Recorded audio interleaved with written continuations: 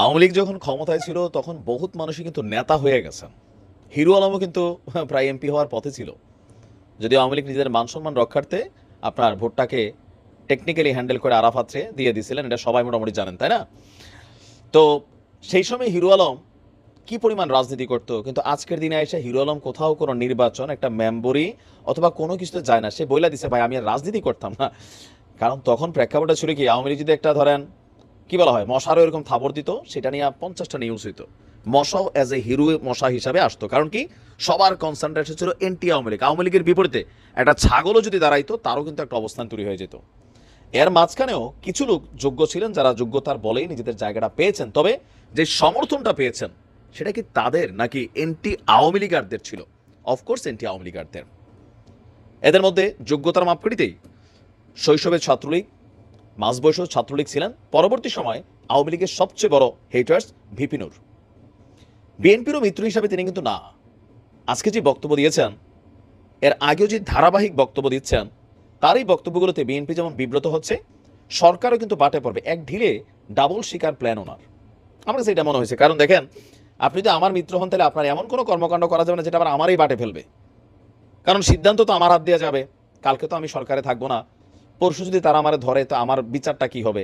আপনি তো পলিটিক্যাল বক্তব্য দিয়ে চলে যাবেন। কথাগুলোর ব্যাকগ্রাউন্ড হচ্ছে, বিএনপি নির্বাচনের জন্য মোটামুটি একটা আপনারা দেখতেছেনই, সবাই তাদের যে বক্তব্যগুলো দিচ্ছে বা সরকারের জন্য হিউজ চ্যালেঞ্জিং ইস্যু, সংবিধান, রাষ্ট্রপতি বা নির্বাচন ইস্যুতে এক মুহূর্তে ডক্টর ইউনূস বলেই ফেলছে যে একটা প্রধান বিরোধী দল তারা আওয়ামী লীগের রাজনীতিরও একটা অ্যাক্সেস দিয়ে রাখছে। প্লাস হচ্ছে নির্বাচন যদি এরকম চানি সংস্কার টংস্কার ছাড়া দিয়ে দেবো রাজনৈতিক দলগুলো চাইলে।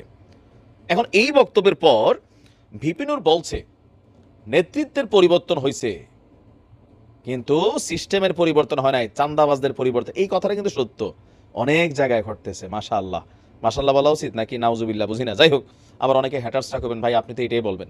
সারা বাংলাদেশে কিন্তু ঘটছে। বিপিনুর এগুলো দেখছেন, তিনি বলছেন যে এই সিস্টেমের পরিবর্তন নাই। আচ্ছা, এটা আমি মানলাম, কিন্তু নির্বাচনের সাথে বিএনপির যে অবস্থান, সেখানে তিনি ডাইরেক্ট বলতেছেন ডক্টর ইউনূস সরকার 2 বছর থাকবে মিনিমাম। বিএনপি বলতেছে ভাই 3 মাসের মধ্যে নির্বাচনটা দেন।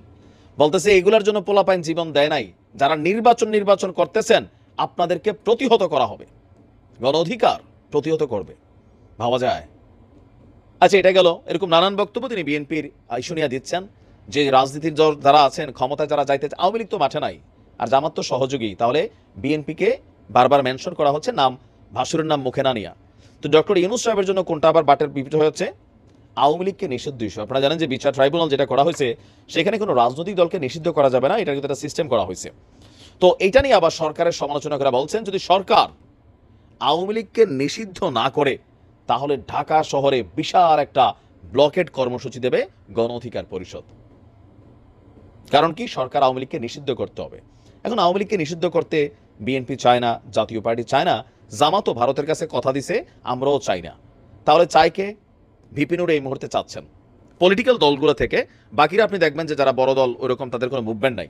ইভেন সরকারকে নতুন করে একটা চাপ প্রয়োগের চেষ্টা চলবে। তো এই চাপে বেসিক্যালি আপনার কি হবে? সরকার কি সিদ্ধান্ত পরিবর্তন করবে?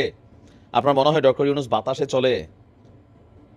উপদেষ্টাদের মধ্যে একটা টিম একরকম কথা বলতেছে, আরে সরি সমন্বয়কদের মধ্যে, বাট যারা উপদেষ্টা পদে আছে তারা কিন্তু ওইটাই করছে যেটা আবার রাজপথের দাবির বাইরে। মোস্তফা সরোয়ার ফারুকী দেখেন পজিশন হোল্ড করে ফেলছে। আলোচনা শেষ, শেষ না শেষ, রাষ্ট্রপতি শেষ আলোচনা, কিন্তু ঝামেলা হয়েছে না?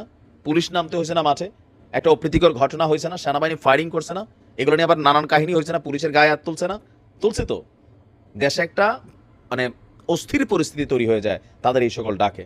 এখন ভিপিনুর যেইভাবে তিনি ডাবল মানে সিদ্ধান্ত দিচ্ছেন, একটা পুরা সরকার ডক্টর ইউনূসের বাটে পড়বে, রাজপথ গরম হবে, মানুষ যাবে, পুলিশ আইনশৃঙ্খলা বাহিনী রাস্তাঘাট ক্লিয়ারের জন্য একটু বাড়ি টাড়ি দিবে।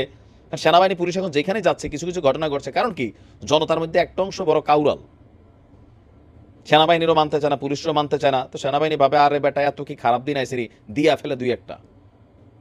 তো এখন সেনাবাহিনী বা পুলিশ যাই করবে, মানুষ তোকে বলতে আবার আওয়ামী লীগ সরকারের মতো নামাই দিছে পেটুয়া বাহিনী।